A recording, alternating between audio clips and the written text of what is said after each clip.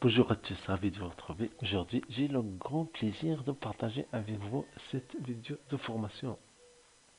Nous avons ici des nombres et nous voulons que Excel les affiche avec un texte. Par exemple, 102, je veux que Excel m'affiche 102 stylo. Là, 100, et si je fais la somme, je veux que même le nombre stylo sera répété. Autrement dit, ces données-là sont des nombres, mais ils s'affichent comme des textes. Donc la méthode c'est très simple.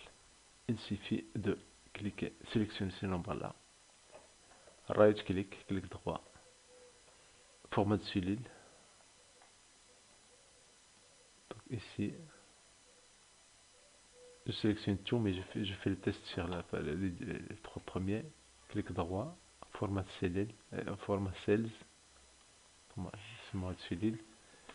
Donc format cells, je prends le numéro, le premier onglet, et je descends à le dernier, custom, personnalisé. Je prends ici 0, sans espace, je fais entre guillemets, et j'écris stylo, stylo, et je ferme les guillemets. Bien sûr, je mets un espace ici au début de stylo pour la visualisation. Et voilà déjà l'aperçu. Donc je valide par OK. Donc voilà. La même chose si je fais un clic droit, copier, et je sélectionne le reste, je fais un clic droit, collage spécial, et je colle seulement format, le format. Et voilà. Donc voilà comment je vais arriver à ce résultat-là. Donc je passe à format de cellule, numéro, number, personnalisation, custom. Et là, ici, je saisis 0, guillemets, un espace, stylo, et je ferme les guillemets. Et je valide par OK. Donc comme ça, je vais avoir ce résultat-là. Bien sûr, on peut faire ça avant la saisie des nombres. Par exemple, je sélectionne toute la zone qui va contenir mes données.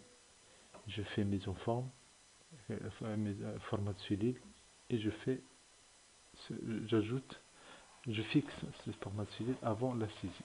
Comme ça, immédiatement, je vais avoir le résultat comme celui-là.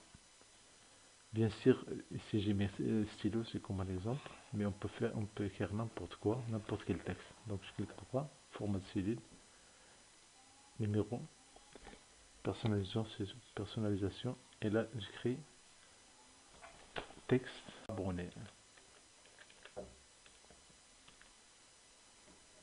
Un abonné ou bien un abonné, et je fais OK. Et voilà. Par exemple, supposons que nous avons des associations.